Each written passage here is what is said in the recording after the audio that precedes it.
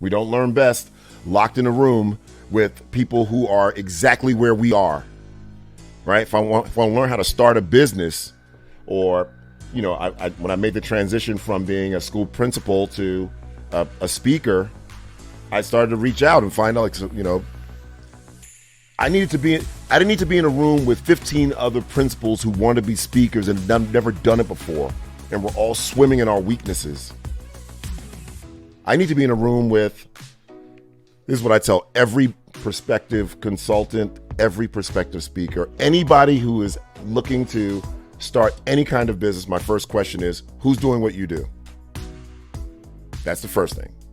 Second thing is, at least my wiring is such that I need to find someone 2 or 3 steps ahead. Like, those are the folks, like, I can see their path. And it's the same thing with learning.